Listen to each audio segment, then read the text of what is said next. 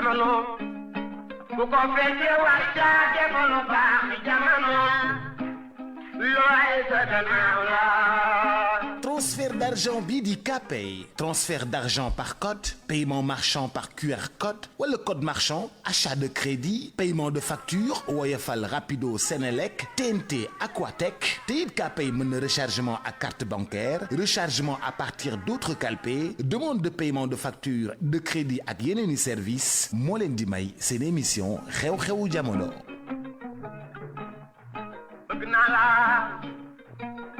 bëgguma la jarul coow nan booloo looy sa gannaaw la.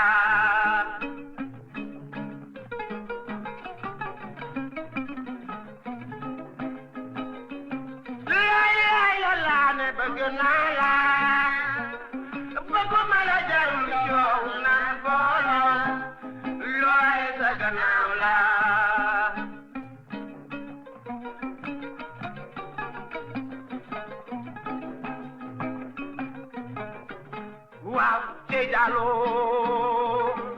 Jalo yaay ma sax dey jalo looy sa gannaaw la.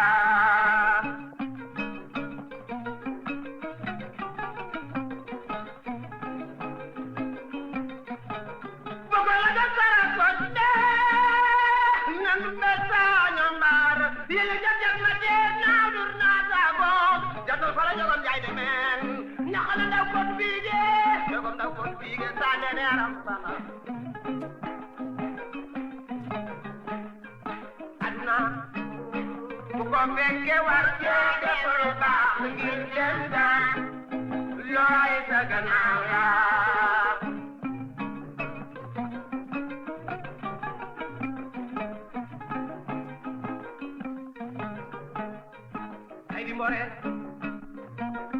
ay di mbore aram baay gay beene looy sa gannaaw la.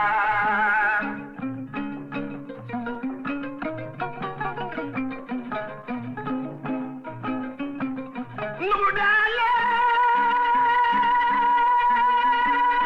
sako daali ñooma dakay baasal ma dama ñogu ci jajaate adina.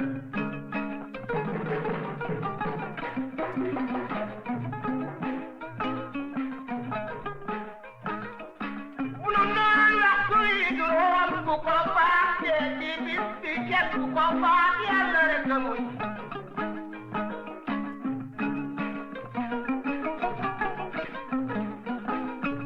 jamat baadal gut maa min taalibal xaar way no yor neen bi kalmat maa xaar wa xaarun saaqi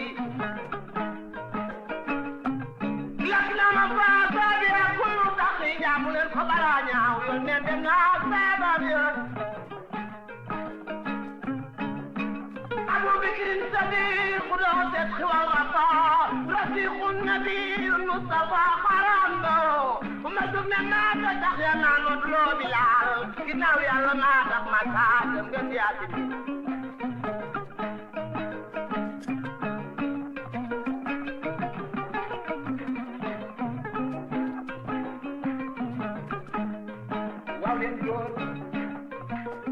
Idrissa Moustapha jay gàddaay looy sa gannaaw la.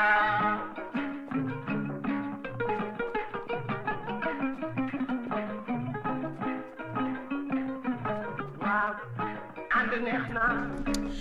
jàngeen jëf mbokk yeeg xarit yu ñuy teewlu ci i rajo ànd ak ñun ci ITV di ñu topp itam ci suñu page Facebook di i rajo Sénégal ñu ngi leen di nuyu bu baax di leen ziyaar ci semaine bu bees bi te amaat mbégte ànd ak yéen ci xew-xewu jamono di seen jotaay bi ngeen taamu ñu leen ciy gunge saa su ne bu heure bi jotee ci i rajo di la première radio vision du Sénégal xew-xewu jamono altine bu jot aljuma bu jot miin ngeen ko professeur Mbaye Thiam la ñuy àndal ci waxtaan bi professeur salaamaaleykum ñu ngi lay nuyu bu baax di la ziar ci semaine bu bees bi amaat mbégte lool ànd ak yow ci waxtaan bi xew-xewu jamono.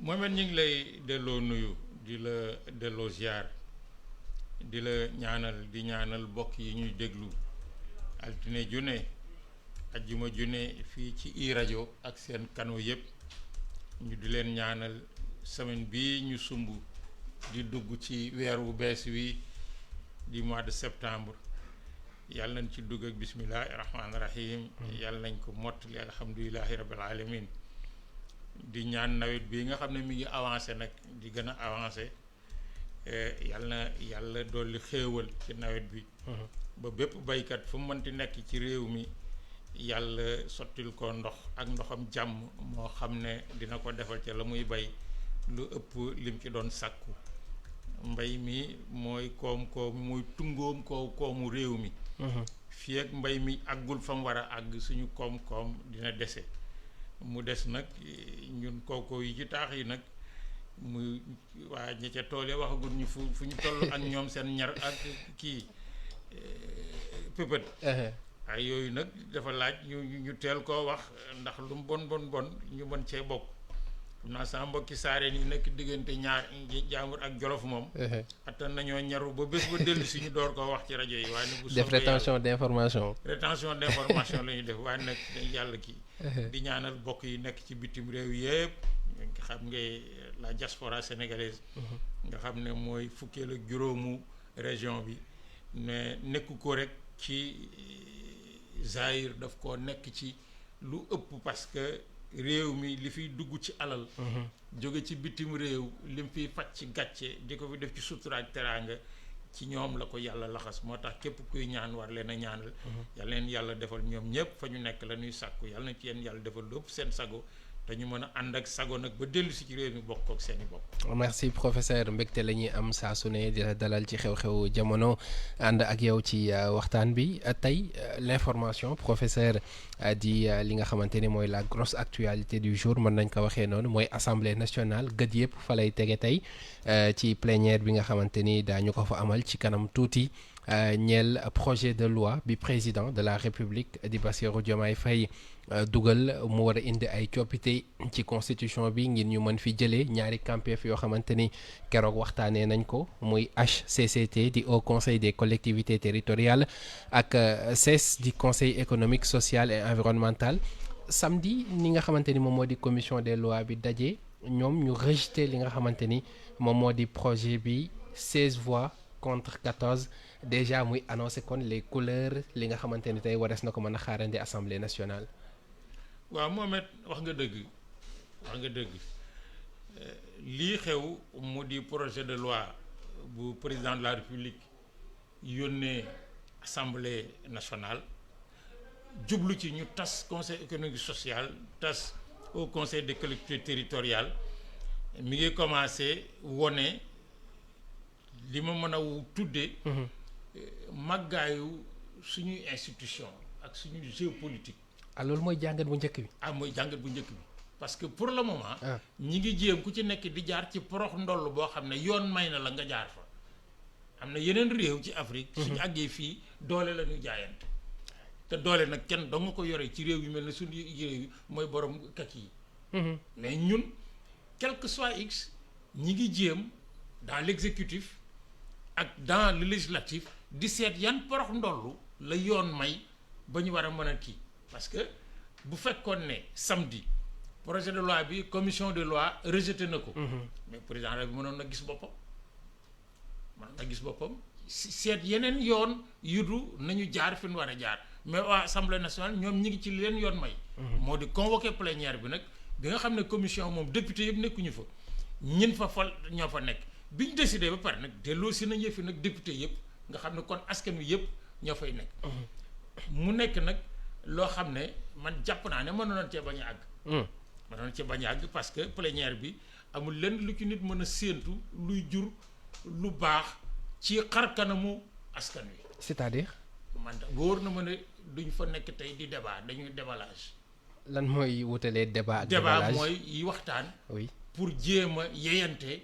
ci xel mu rafet ak pas-pas bu wóor déballage nag mooy ŋàññante saagante waxante lu bon comme dañ ñu habitué depuis que cette législature est là man loolu laa séentu ci kii mën naa bañ a nekk nag njort la rek mën naa bañ a nekk mais nag dans tous les cas de figure plénière tey bi moom mais c'est la première étape de la campagne électorale pour les législatives c'est ça la véritable signification politique mooy première étape élection yoo xamante ni législative yi ñu dëgmal parce que nag waa Benno Bokk Yaakaar siisu nañu nag xam nañ ne mais abattoir lañ leen jëmee ñu fippu mais pour utiliser un concept cher à Yewwi Askan Wi et surtout à Pastef ils sont dans la résistance politique. jamono ji kon ils sont dans la résistance oui. Ils sont dans la résistance ñii nekk mais dans l'attaque frontale di ngeen fi jóge duñ fi jóge ba la ñu fay jóge di ngeen xam et ça veut dire quoi? Ça veut dire que ça va être une plénière extrêmement sensible ci kaw suñu matul li nga xam ne moom la askan wi teg ci seen kaw ci kilifteef ak yéene ak yaakaar. mais ils vont nous servir encore loo xam ne lii mais jàtt filmer sax. man damay wax ne yenn saa yi am na ci foo xam ne bu ñu fa àggee mais jàtt filmer parce que bu ñu koy filmer nag ça ne peut que nekk pour les autres pays yi nga xam ne yi ñoo leen raw fuuf mais wane ne ñun kët li ñuy coow ndeke àgguñu fa. la preuve ñu ngi nii di defante di waxante di def ay yoo xam ne yii démocratie bi ñuy woote. bu fi nekkoon mais duñ ko def.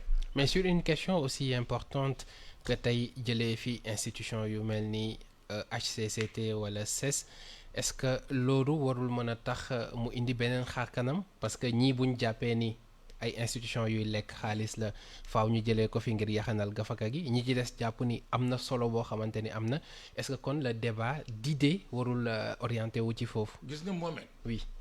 changement dispositif institutionnel. mais gouvernement moomu ko moom rek bu waxante dëgg rek desee. le président de la République lii mu def am na droit def ko mais dafa am lu ko jiitu lu mu deful.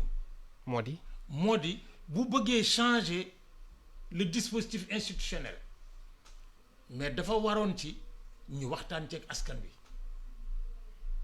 ceeg askan wi mooy lii ñuy dindi dañ koy dindi parce que dafa nekk un point waxuma rek le point. mais un point ci li ñu tuddee yaxanal alali askan wi. yaxanal alali askan wi nag mais bari na ay kii yoo xam ne yii nekk na fi man démb. mais gëstu naa ci agence yi nga xam ne ñoom ñii doon nañ fi wax ne agence yi. dañ ko fari dindi. compté naa ci fanweer ak juróom-ñaar. 37. 36. 36. mais agence nag man ça veut dire que ñoo ëpp gouvernement bi or direction générale yi ak yenn office yi ak yenn établissement public yi seen dédoublement ak agence yi boo ko xoolee mais c'est flagrant ak yeneen. mais man dama jàpp ne supprimer le conseil économique et social waxoon naa la ko àjjuma. supprimer le HCCT war na mën a nekk. mais non pas dans le sens supprimer ko. sànni fële jël 15 milliards moom c'est pas ça qui va régler notre pays. Parce que nag cet argument nag il est très limité et assez spécieux pour le moins. C'est pas avec 15 milliards qu'on va développer le Sénégal mën naa nekk nag ay suul ay kii mais dama ne su fekkee ne dañu war a changer l'architecture institutionnelle mais c'est trop sérieux mi ngi mel ne tey bu ne woon dañoo fay bëgg a jëlee assemblée nationale. dañ fay bëgg a jëlee présidence de la république dañ fay bëgg a jëlee cour suprême cour constitutionnelle conseil constitutionnel dafay laaj. ñu waxtaane ko parce que gis nga Mohamed une démocratie. oui c'est d'abord di waxtaan ba déggoo sur le minimum avancer en attendant de revenir bu ñu dellu siwaatee pour avancer mais c'est pas le forcing or lii kii c'est du forcing. c'est du forcing mais nag li ma la waxoon aussi moo ci nekk c'est pas le simple changement. jële fi kii moo fi nekk. c'est parce qu'il y a des calculs politiciens derrière nag. justement foofu lañ doon ñëw est-ce que nekkul ni kon li nga xamante ni moom moo di politique bi mooy dëgg-dëggi cëslaayu li nga xamante ni moom mooy am. bien sûr c'est que politiciens Sénégal moom it ñoo nekk ay politiciens yu doy waar foo demee ci àddina bi ci réew yu bari politiciens yi bu ñuy politique dañuy wax carrément ne dañuy politique politiciens yi bu ñuy politique dañ lay wax politique gu ñu. non politique gu ñu askan wi nangam kii askan wi nag comme amul najaay amul bàjjen mais lu waay yàkkati kii ko mais. ñii di wax ne dañ ko fa bëgg a jëlee pour yaxanal ñi wax ne dañ ko fiy téye parce que ñoom it d'accord nañ ci yaxanal ñoom ñëpp nu mu tëdd li ñuy wax am na lu ci des lu dëgg ñàkkul lu ciy dëgg mais am na lu ci des lu dëgg man gëm naa ni. oui assemblée nationale bii fi nekk mais dégg naa rek kii naan l'assemblée kii sous régime présidence bu bees amee assemblée nationale dafa war a méngoog moom. waaw loolu nag c'est pas vrai. ni dans la forme ni dans le fond parce que du benn. tànn président de la République mais c'est une affaire de légitimité mais citoyenne kii ñu tànn muy Bassirou Diakhar Diomaye Faye mais mooy président de la République, c'est-à-dire sa légitimité kenn mënu ko remettre en cause. Oui. Et dès que des gens disent l'Assemblée là est illégitime, c'est pas vrai. Elle est légitime. Maintenant dañ ko fi war a jëlee pour essayer d'équilibrer les institutions pour un meilleur fonctionnement. loolu mais lu waay katt xel war ko mën a nangu. mais ci bu ñuy wax équilibré. voilà foofu noonu oui. Ça ne veut pas dire on dégage l'Assemblée parce que ñi fi nekk dañ ñoo contre majoritairement on met une majorité mécanique pour ëllëg si biir bu ñëwee lu ñu bëgg rek mu dem. mais loolu mën nañ ko sax sans assemblée kii on peut gouverner ce pays par ordonnance. par ordonnance oui gis nañ ni Macky Sall defoon na ko bien ci ay sûr Macky jamono Sall def na ko fi. oui on peut gouverner ce pays par ordonnance c'est pas ça li kii moo di ñu taxawal ay institutions yu dëgër non pas ci niñ koy tuddee ni muy kii mais liñ koy sas niñ koy taxawalee ak ni muy doxee ak niñ koy évaluer mais buñ ko defee. ñoom nag tranquille parce que un conseil économique social man dama gëm ne dafa war a nekk. bii fi nekk man gëwuma ne conseil économique social. oui c'est aussi simple man loolu laa gëm. dama gëm ne le Sénégal ne peut pas se passer d'un conseil économique social et environnemental mais lii fi nekk du loolu parce que niñ koy tànne ña fa nekk profil bi ak ni muy fonctionner mais gëmuma loolu mais c'est la même chose que je pense mais de ces agences budgétivores dans lesquelles on nomme des gens jox leen ay budget ñuy fonctionner en contournant au besoin souvent la loi mais te gisuñu fi résultat qu'est-ce qui empêche de les dissoudre wala boog d'en dissoudre une bonne partie moi je dis j'en ai compté 36 agences mais 36 agences qu'on me fasse la preuve que mais sur les 30 mais alors tey bu ñu desaatee assemblée nationale ñu gis ni configuration bi ni mu mel déjà bi ñu jugee rek ci élection yi nga xamante ni ñëpp gisoon nañ ni ñu ngi soog a am une assemblée ñenn ñi tuddee woon ko sax une assemblée de rupture ndax ni nga xamante ni noonu la bindoo tey est-ce que dina yomb ci président surtout ñoo xamante ni ñu ngi soog a ñëw bii mooy njëkk yoon ñuy exercer ci lu ni mel ñu gouverner ak assemblée boo xamante ni xëy na lu ñu taxawal ñu ñu tegal leen ay ndigg sarax. Bizarrement la ñu daloon ñun waa Sud-Est. suñu syndicat bi tas. oui moo dal assemblée nationale. lan moo leen daloon professeur. moo di 120 membres la noonu à la commission administrative. war a fat bureau national. les postures politiques ci biir d'accorduñu parti politique bi ci amoon ñeenti membre donc muy RND j'espère que mon frère Abdou Fall m'entend Vieux Ndiaye mais ñoom ñoo mujj déterminer l'issue du vote. ñeenti membres. ñeenti membres parce que c'est leur minorité qui fait donne la majorité aux deux groupes en présence. tey fii ñu toll tey c'est les non alignés qui vont s'aligner s'ils continuent à être non alignés. mais plénière bi du dem. impasse la. par contre s'ils se bu ñu dundee seen mbubu non aligné. sol mbubu aligné. mais tey plénière bi jàll.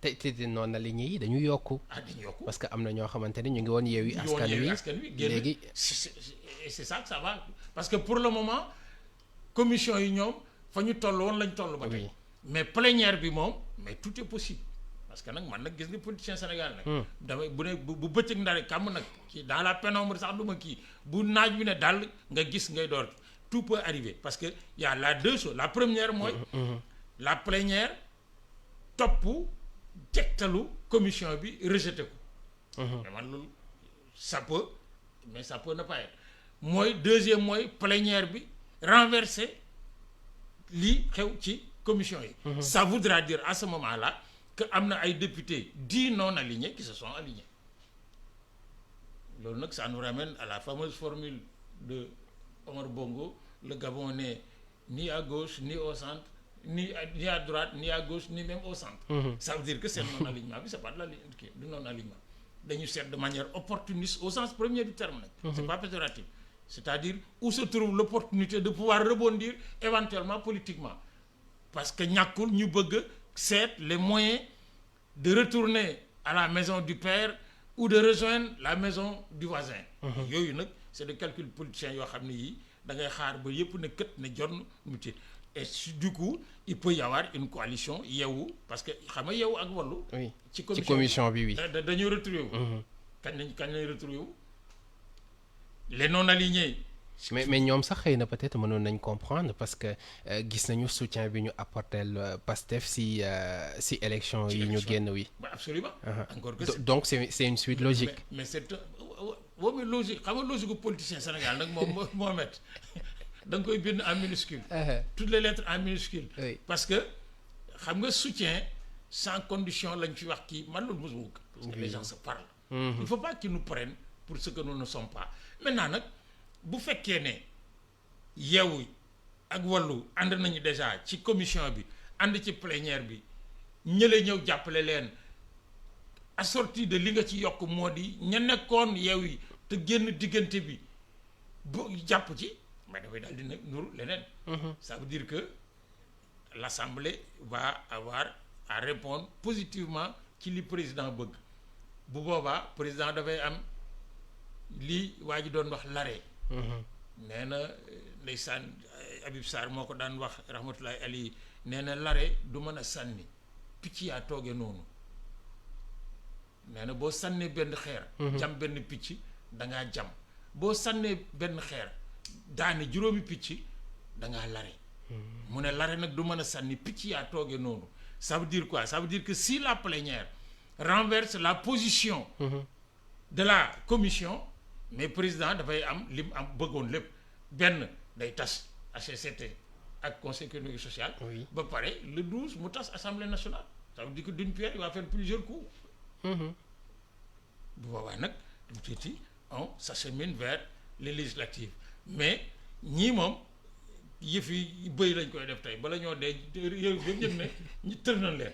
mais politiquement professeur tey lan mooy gën a arranger régime bi nga xamante ne ñu ngi fii ci législative yi nga xamante ne ci la ñu jëm ñiy def blocage pour que ñu mën a am argument que ni on ne peut pas travailler sans pour autant ñu am une majorité bu ñuy permettre ñu mën a def suñu liggéey nu mu waree tey bu ñëw mbir mi ñëwee jàll est-ce que du doon benn obstacle un peu ci après lu ñu bëgg ci wàllu politique. mais absolument obstacle lay doon loolu mënut a ñàkk parce que gis nga mënuñu liggéey suñ amul majorité. mais du dëgg absolument. du dëgg absolument du dëgg absolument parce que nag député. oui mën na bañ a nekk ci groupe politique bi an jàppale gouvernement bi. mais proposition de kii projet de loi jóge ci gouvernement bi ñëw mu xam ne njëriñ a ngi ci mu voté ko c'est-à-dire il faut que ñu dindi ci bopp nit ñi ne boo nekkee député à l'Assemblée nationale. bokk ci coalition gouvernement bi. lépp lu ñu indi da nga koo war a voté. boo ci bokkul lépp lu ñu war indi da nga ko war a rejeté. parce que bu boobaa mais s'ils ne sont pas des députés du peuple ay députés coalition de parti la ñu wala député de parti. oui. donc su ma amul majorité mënumaa gouverner c'est pas kii absolument vrai maintenant nag su ma amee majorité moo gën a yomb ci li may def mais li yomb c'est pas forcément li gën c'est dans la difficulté d'ailleurs que se trouvent souvent les solutions les meilleures parce que moo lay tax nga xalaataat li nga bëggoon a dugal am ci noo ko saytoo ba dindi ci loo xam ne lii soo ko dindee mu gën a rafet wala gën a yomb parce que ça ne sert à rien de forcer le barrage ba jàll tëkki mais nag dans tous les cas de figure l'Assemblée nationale moom elle va être dissoute parce que la majorité présidentielle kii exécutive a besoin effectivement d'une majorité législative pour yombal yëfam li ko koy may mais conseil constitutionnel may na ko oui. à partir du 12 septembre mais mën naa tas assemblée nationale mais dama la waxoon ne tas assemblée nationale c'est pas l'écueil c'est pas l'obstacle parce que ala kulli alin la loi le permet oui. et ce que la loi permet quand on le fait mais on le fait de manière libre et nu mu teeti responsable. c'est quoi l'obstacle alors? L'obstacle mooy nan la ñuy demee à des législatives avec l'actuel conseil économique et social et l'actuel nu mu teeti parce que ñoom dañuy jàpp ne 15 milliards yi ñuy wax mais dafay nekk budget de campagne pour ñooñu c'est ça le calcul c'est-à-dire que nag réew mi nag quand on parle aux gens il faut kon loolu mooy le revers de la médaille. mais le revers de la médaille par contre si la plénière se déroule ci kaw ñoom ils ont xam nga 14 contre 16 oui. à la commission mais ça veut dire que la majorité plénière mais elle est très ténue parce que ñoom demoon nañ ba ci 2 députés yu basculer d'un côté ou de l'autre rek kii nu mu teeti non aligné nag ba ban koy jàpp mais nag matoon na ñeent defe naa oui. léegi bu ci kenn jógee Yewwi fekki leen ñuy juróom mais seen alignement mais ça fait une majorité c'est comme ça que Madior Diouf était devenu secrétaire général du Sud-Est en étant au RND alors que le RND avait 4 membres à la CA du Sud-Est La LD avait 69 membres, c'est-à-dire à 2 voix près une majorité absolue. Yeneen parti PIT ànd jëf nangam coalisé dem seeti RND ngi am 4 partis 4 militants mooy leen su ngeen ma jox secrétaire général bi ñu basculer ñu jox leen ko ñu basculer. J'étais là nag par exemple du may netti j'étais dans la salle bañ koy négocier. en fac de médecine.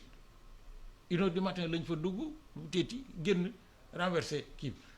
Alors, ça veut dire quoi? Ça veut dire que après lan la jóg la scission du Sud-Est. Et la scission du Sud-Est a fait aujourd'hui les 40 syndicats dans le mouvement enseignant boo xam ne la majorité du ay syndicats ay groupements d'intérêt syndical la. Et ça c'est pas bon. Un pays buy dox te amul doole te war a accélérer day dox sur des bases claires sur des bases objectives nga xam ne li ñu tuddee démocratie du loo xam ne ay nit a ko mbubboo muy mbub moo xam ne buñ ko solee bu ñu dem campagne électorale sol ko bu ñu dem assemblée sol ko bu ñu dem gouvernement sol ko bu ñu génnee summi ko pour mën a nax askan wi. askan wi dañu bëgg un jeu clair parce que ñoom li politiciens yi bëgg askan da leen koy defal c'est le peuple souverain mais qui a voté à 54% pour Diomaye Faye képp ku ci d'accord wala ngay def quoi que ce soit. pour tas ko avant 5 ans mais tu es contre le Sénégal tu n'es pas contre Diomaye. mais aussi. bu tasee laajee nag ñoom it ñu taxawal ay boulevard politique yu leen mën a may ñu liggéey bi ñu bëgg. mais c'est pas en renversant la légitimité de qui que ce soit c'est en respectant les institutions. mais est-ce que tey liy xew également du définir clairement li nga xamante ni moom moo di configuration politique bi ñuy ànd ci 5 ans yi ñu jëm. ah absolument mais absolument. absolument gis nga fi mu nekk. oui. bu ñu tasee l'Assemblée nationale. oui. waajal les élections législatives. buñ ci génnee. or loolu nag man jàpp naa ne fii ak ñetti weer mënuñu cee génn parce que sauf si des artifices juridiques permettent d'organiser les élections en se passant de certaines contraintes comme le parrainage. Le nombre de jours ceci qui mais de toute façon là les juristes arbitreront mais d'ici 90 jours. On est octobre, novembre, décembre, mais on n'a pas encore le budget de l'année qui s'en vient. Mais période bi lañ koy préparer. Moi, j'étais directeur pendant 10 ans nag. Je sais que c'est à partir du mois de septembre lañ doon commencer à travailler sur la préparation du budget. Dafa am ay implications yoo xam ne. Il y a beaucoup de contraintes. Mais l'État, c'est un tout. Tout boobu dañ koo séddoo de manière légitime et régalien ku ci nekk nag. mais da ngay def li nga war a def de manière transparente te bañ a def ay calcul yoo xam ne après da ngay jàkkaarloog askan wi di leen expliquer non def ma calcul Mohamed ma bëgg a non il faut pas les implications c'est que mën nañoo am nu mu teeti une assemblée nationale ba pare man li ma gëm. jusqu'à preuve du contraire. oui mooy bu ñu amee assemblée nationale ba taxawal li ñu taxawal ñii fi nekk dañ créer un conseil économique social. Di ko créer. beneen institution di doon ko créer mais on ne peut pas ne pas avoir une instance de représentation économique et sociale nan lay tudd nuñ koy defee nan lañ koy kii mais c'est un autre débat. mais yooyu yëpp nag askan wi dafa laaj ñu xam ko. donc lii ñuy wax ne dañ koy économiser fii dañ ko dugal feneen pour d'autres maintenant mën nañ fa dugal sax lu ëpp loolu. mu jural askan wi lu ëpp. pourvu que ñu xam nan lañ koy defee mais bu fekkee ne dañuy jël ay nit rek yóbbu leen dans des instances pour wutal leen salaire wutal leen revenu wutal leen kii pour que bu politique jotee ñu am ay moyens politiques mais c'est qu'on nous prend tous je veux dire le peuple pour de demeurer et c'est pas juste moo tax il faut dans la transparence dire aux gens fan la ñu jëm la deuxième chose loolu moom moo waroon accompagner volonté wu suppression bi absolument moo taxoon ma doon wax àjjuma une conférence mais sur le fonctionnement général de l'État une conférence nationale nag moi parce que ñun àgguñu nag fii réew yi àggoon ba ñu def conférence nationale mais le gouvernement de la République légitime mais de Diomaye et de Sonko war na mën a convoquer non pas des politiques mais ils seront là nag mais des techniciens de tous bords pour que ni ñu defoon forum sur la justice taxawal en une semaine quelque chose kii ko mais ñu taxawal une conférence une réflexion sur réew mu amut alal ji mu yoreel nan la ko war a mën a ñoŋale ba ku ci nekk selon ton mérite et selon les intérêts de l'État ñu jox la lii sa mérite ñu doore ki bu boobaa mais du ñàkk ñu supprimer fi des centaines de choses yoo xam ne lañ cay def ci économie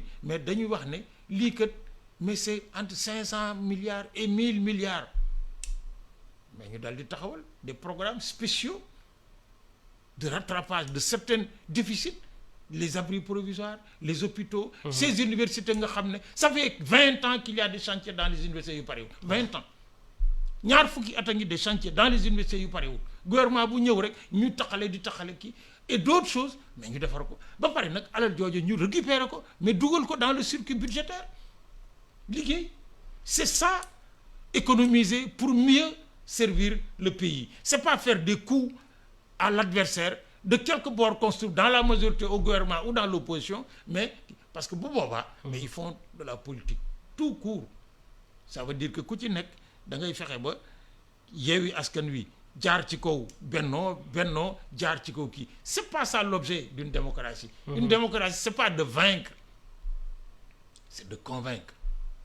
mais li ñu jot a gis dernièrement ci ñi fi jot a jaar professeur est-ce que du ci loolu lañ gën a focus que leneen ci lañ focus surtout que nag wax nga quelque chose d'extrêmement important en termes de perspective mooy la recomposition politique. Oui. Qu'est-ce que ça va donner? Qu'est-ce que ça va donner? Qu'est-ce que ça va donner? Xam nga le candidat malheureux aux élections Amadou Ba Oui. annoncé na ne le 9 bi lay lancer son parti mais bu ko lancer ñu dëgmal ay élections législatives mais quelle va être sa part?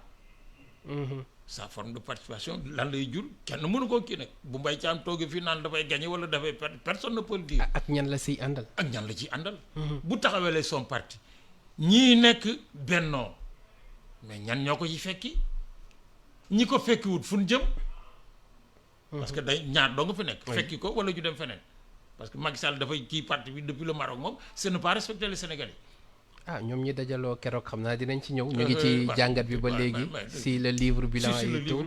oui loolu moom mënut a nekk. APR mu ngi continuer di teg ay actes wane ne mu ngi résister. gis nga autant j'avais dit en 2000 à la passation de service entre Macky Sall ak Abdoulaye Wade que le PDS fait partie du patrimoine politique du Sénégal.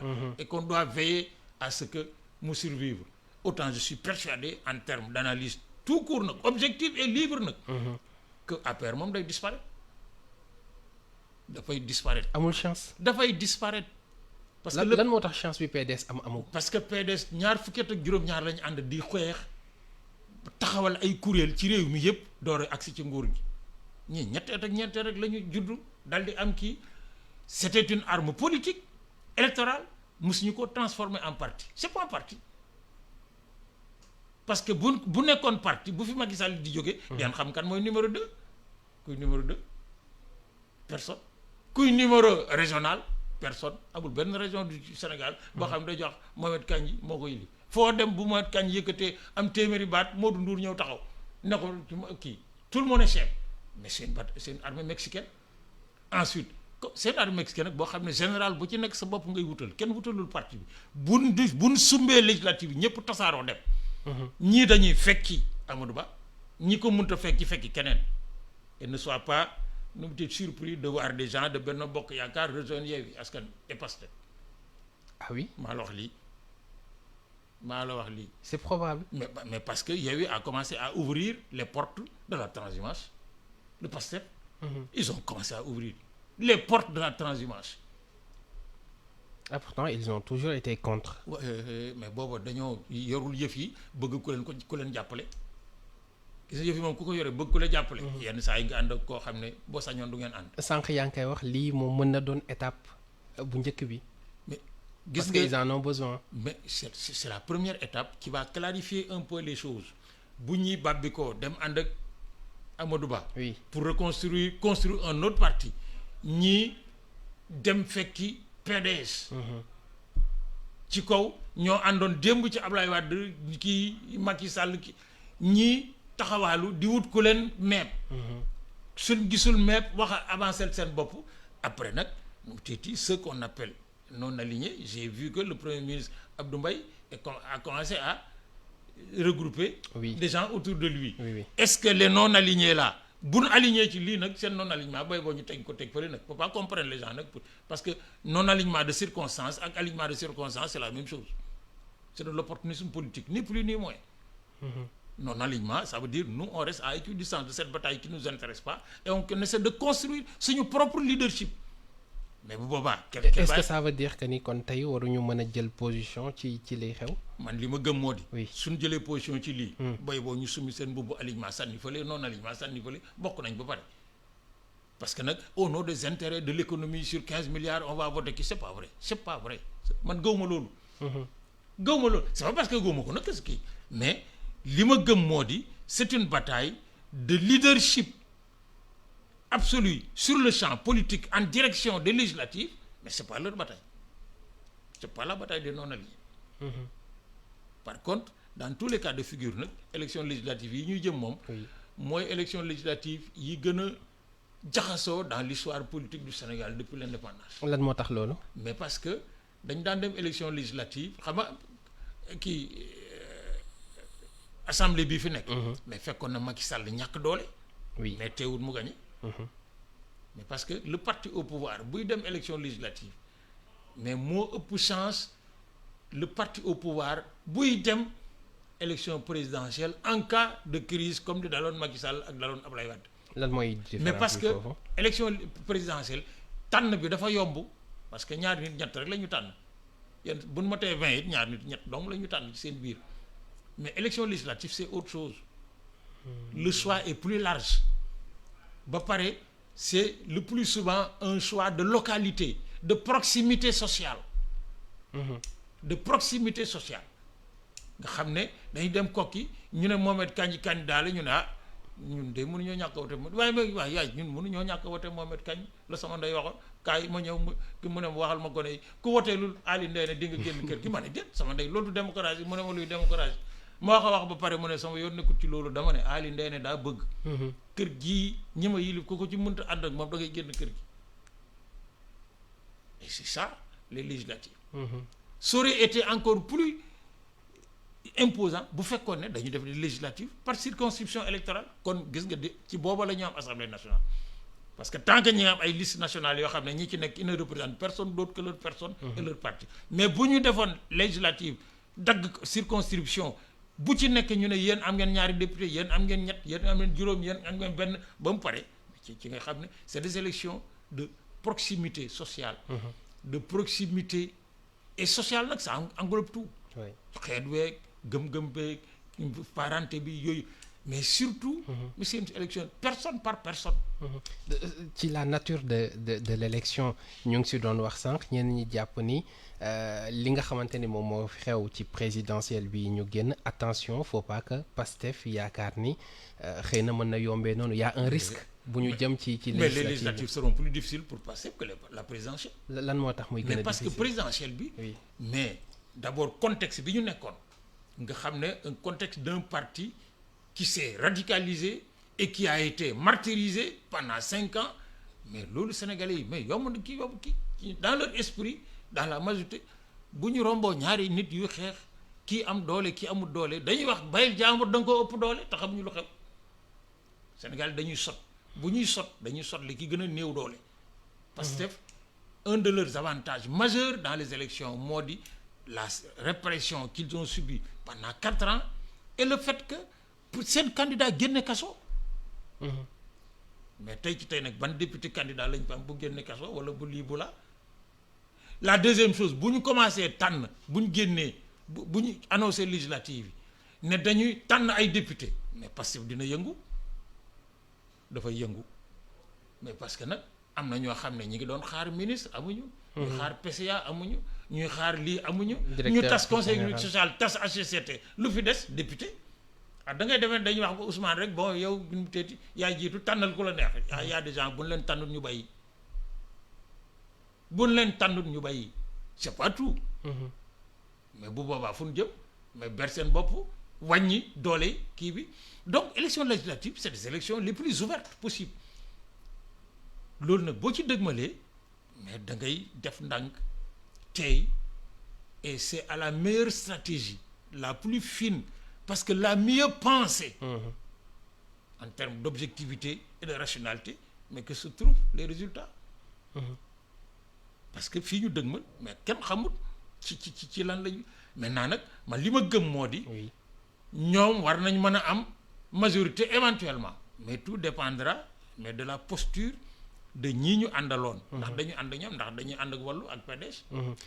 wàllu ak PDS boobu noonu tey buñ ci desee ba tey est-ce que du gën a jafeel retrouvailles famille libérale bi ñu doon annoncé depuis tout ce temps ñenn ñi doon wax sax ni waxtaan commencé woon na am. waxtaan commencé woon na mais en réalité man li ma gis. oui et c'est les vieux classiques du PDS de ma génération associés à quelques rescapés de la génération suivante. ñoom laa gis ñuy wax retrouvailles du PDS de la famille libérale. parce que ndaw ñi bokkuñu ci. quelle est aujourd'hui la jeunesse du PDS. kan moo ko yilif le dernier a rejoint Pastef et se retrouve aujourd'hui directeur général d'une société nationale. Oui. Or les gens oublient trop souvent que le ciment du PDS. ki nga xam ne bu wootee la famille libérale. bu wootee ñu wuy si ko c'est Ablaye Wade. kuy xaar mu woo la moom bay boo nga tegg say bagage nga xam dootu la woo parce que nag fii mu toll tey ñaanal ko gën a dund gën fee yàgg mu ne parce que c'est un symbole moral dans notre trajectoire politique. Or comme moom nag l'une de ses pires erreurs politiques mooy su dul man di sama doom. te doom ji nag man ba maa gëm ne dina ñëw réew mi pour bokk ci champ politique bi damaa yeewu gis ko ngeen di ko wane ci seen télévision ñeen man ñu ne Karim Wade da nga ne te bu boobaa dinaa leen ndax laajal leen ma ko ndax mooy Karim Wade. Or bu ñëwut sa sawet ki bu ñëwut mais les gens vont se disperser ils vont se disperser parce que kenn amu ci le charisme de Ablaye Wade pour diriger le PDS kenn amu ci le charisme de Ablaye Wade mais pour jaar fi mu jaar pendant 27 ans ba agsi au pouvoir. Karim Wade n'est pas le bon leader. Moi, ma conviction intime est que le PDS a commencé à se déprécier bi ñu jàppee ne Karim Wade moo leen war a jiite. Or léegi la constante c'est Pastef. Il y a des inconnus dans le truc mooy les partis yi àndoon ak Pastef. avant ñuy éclater. comme ñoom Khalifa Sall. oui comme nu mu teeti le PUR. Quelle est la position du PUR face aux est-ce que bu ñuy def élection PUR dafay amaat listam comme ni mu amoon liste au présidentiel. wala day ànd ak ñële et du coup mais dafay am une espèce d'éclatement de la plupart des coalitions présidentielles yi amoon ba indi Diomaye au pouvoir avec une légitimité incontestable. bu éclater nag mais tout peut arriver y compris nag le fait que pour quelqu'un comme moi qui a lu le livre de Khadim Bamba Ndiaye comment votent les Sénégalais.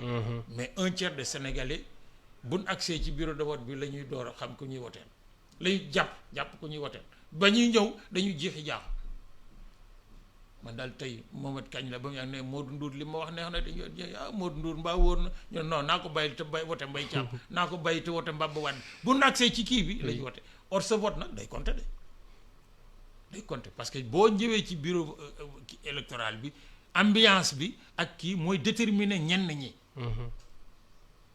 ñi sans compter que diggante bi jafe-jafe daf fiy am parce que on est au pouvoir or jafe-jafe nag quand on est au pouvoir yaa koy gérer et yaa koy récolter en termes de moyens dans ta besace politique. donc tey plénière bi nga xamante ni ci kanam tuuti dina am ci assemblée nationale supprimer ou pas ñaari institution yooyu doon di HCCT ak CES mooy enjeu yi gën a ndaw ci li nga xamante ni mooy am. c'est les enjeux les moins kii c'est les enjeux les plus faibles parce que loolu mooy li ñu gis bi concrètement mu taxaw suñu kanam mais li ñu gisagut te di ko junj mooy bu yooyu yëpp amee ba pare nag mais que faire fan lañ jëm moo di à la kulyaalin dans 90 jours au minimum dañoo war a voter pour taxawal une assemblée nationale. Mais assemblée nationale nag bu ñu ubbee làmb ji nag ne gaay leen Mohamed Kañ ak Mbaye Thiam dong ñoo du candidat réew mi ñëpp candidat lañu. ñëpp candidat lañu parce que ñi nga xam ne dañoo jàppoon ci dara ak Macky Sall ñu renverser leen par l'ouragan Diomaye Sonko mais dañuy wutiwaat ñi nga xam ne dañoo bokkoon Diomaye Sonko yaakaar ne bu ne salaamaaleykum maaleykum salaam ci kuddu yu njëkk yi la ñuy séddu am na ñuy xaar ba tey ñoo ëpp séddooguñu leen da nga fa des l'Assemblée nationale mais da nga leen di sédd ñu bokk séddoo leen ñu bàbbeeku dem ñi nga xam ne bokkuñu fii bokkuñu fële comme Amadou Ba dañoo yaakaaroon ne APR ak Macky Sall dañ leen jàppale ñu jiital leen textal leen ñu daanu. mais dañuy gas seen yoonu bopp.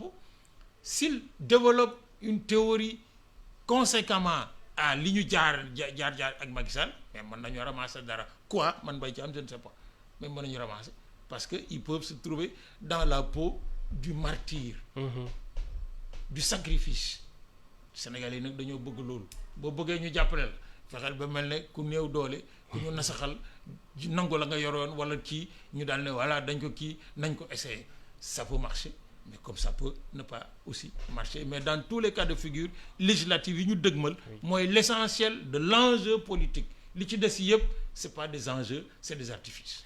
merci professeur waxtaan bi am na solo comme saa su ne ñu amoon mbégte ànd ci ak yow fii la ñuy yemandi xew-xewu jamono li ñu cëraloon ci waxtu yegg nañu ca sant la bu baax a baax gërëm la professeur jox la rendez-vous ci beneen numéro aljuma lay doon incha allah. Mohamed yàlla ñu yàlla yóbbu ci aljuma ci sañ-sañam ak man-manam yàlla buñ ko fekkee ñu tal ko ba mën a ñëw fii tasanteeg assemblée bi def li muy def ñu seet nu mu teeti nun koy jàngate tey nangu nag jàngatu ñeneen ñi.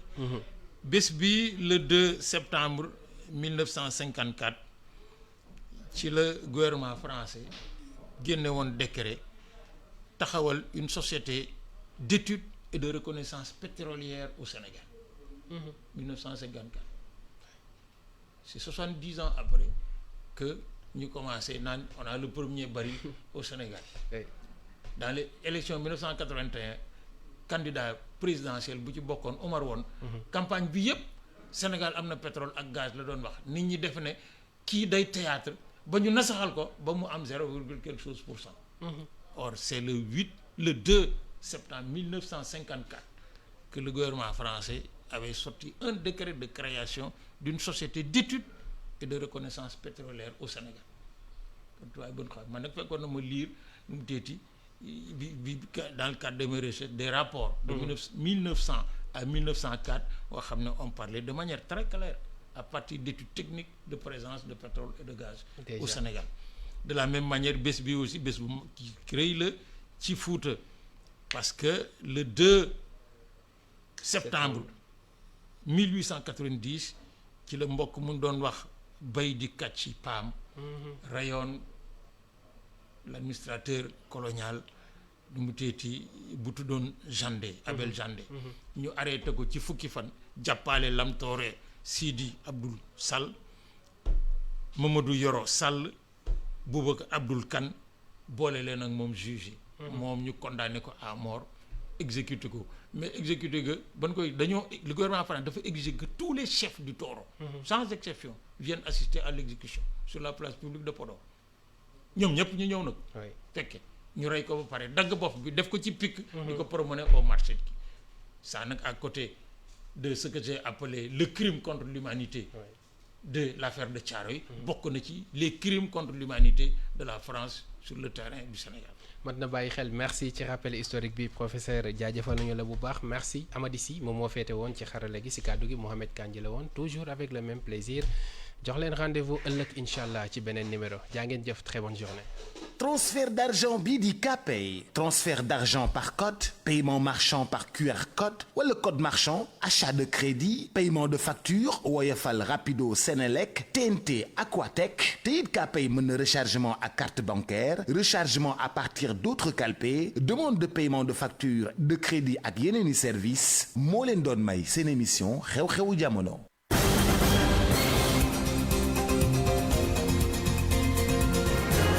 10h01. Bonjour chers auditeurs d'e-Radio, c'est l'heure de votre bulletin d'information. Séance plénière très attendue ce matin à l'Assemblée nationale. Elle porte sur le vote de la loi portant modification de la Constitution avec pour objectif la dissolution du Haut Conseil des collectivités territoriales et du Conseil économique, social et environnemental. Samedi dernier, la Commission des lois avait donné le ton en rejetant cette loi. Aujourd'hui, à 10h, le sort de ces deux institutions sera fixé. Le collectif des victimes du lotissement du littoral de Ndiarène Limamoulaye réclame ces terrains. Ses membres, qui sont au nombre de 330, exigent la reconnaissance de leur titre de propriété légalement acquis. Guédiawaye, Mamadou Lamine Fati. Le collectif des victimes du lotissement du littoral de Ndiarème Limamoulaye intensifie son combat pour faire valoir ses droits. Cheikh Alioune Maï, président du collectif, mène cette lutte pour la restitution des terrains. Ce que nous voulons, c'est qu'on nous réaffecte nos terrains, parce que nous en sommes les légitimes attributaires. Et ça, nous allons y mettre notre vie. Ça, on va y mettre toutes les formes de lutte que cela suppose. Plus de 330 personnes sont concernées par cette spoliation foncière. C'est pourquoi les membres du collectif appellent à une mobilisation massive à travers le Djoub Djoubal Djoubanti. Nous, membres du collectif, rassurés des droits des attributaires et de la validité juridique des actes d'attribution, continuerons à nous battre pour recouvrer nos biens et sommes, déterminés à mener ce combat puisque nous ne serons pas les agneaux de sacrifice. Selon les membres du collectif, les titres de propriété ont été acquis légalement et ils exigent que leur terrain leur soit restitué. Des délibérations en bonne et due forme ont été délivrées par le maire et contresignées par le sous-préfet de l'époque. Les attributaires individuellement avaient déposé des demandes de régularisation par voie de bail. Après de longues attentes, nous avons tous été omis dans les attributions de la direction des domaines. C'est ainsi que nous avons senti le besoin de nous organiser en collectif pour défendre nos intérêts communs. Depuis des années, le collectif des victimes du lotissement du littoral de Ndiarème Limamoulaye se bat pour récupérer ce qui leur revient de droit. Aujourd'hui, ses membres sont prêts à aller jusqu'au bout, même au prix de leur vie, s'ils n'obtiennent pas leur terrain. Guédiawaye, Mamadou Lamine Fati, iRadio. Parlons maintenant des complaintes du monde rural. C'est par rapport à la cherté de l'eau, mais aussi aux demandes de branchement qui prennent trop de temps. Insupportable selon le mouvement Sam Somomel qui dénonce cette situation. Voici El Hadj Ibrahima Sorna, le coordinateur du collectif des usagers de forage de Keur Madjabel. Ses propos sont recueillis par Sékou Diallo. La réforme très impopulaire de la gestion de l'hydraulique rurale est un vrai échec. Depuis le début de sa mise en œuvre, les usagers de l'eau au niveau du monde rural ne cessent de souffrir et d'endurer devant les énormes manquements de cette réforme. Les usagers qui payaient par exemple une facture mensuelle de 5 000 francs CFA sont maintenant obligés de débourser la somme de 15 000 francs pour honorer cette même facture, ce qui est inadmissible en zone rurale. À noter également que Flexo s'est arrogé le droit de facturer la somme de 40 000 francs CFA à tout usager qui, pour une quelconque raison, s'est absenté de son domicile. Du temps des Assufor, les branchements des foyers s'élevaient à environ 15 000 francs, main-d'œuvre, matériel y compris. Actuellement, pour qu'une demande de branchement soit acceptée, c'est à la fois la croix et la bannière. Mais tout demandeur aussi doit débourser une somme avoisinant de 100 000 francs. Le matériel de branchement commercialisé par Flexo doit provenir obligatoirement de ces services. Et ça aussi, nous jugeons que c'est anormal. Les fuites d'eau signalées étaient réparées à moins de 24 heures. Ça ne prenait pas de temps. Alors que maintenant, il est fréquent de voir des fuites qui s'éternisent au point de créer des bassins d'eau finissant par devenir des abreuvoirs pour les animaux errants. Nous demandons tout simplement que Flexo dégage avec Quatec et CO dans les zones rurales. C'est la fin de votre bulletin d'information. Prochain rendez-vous avec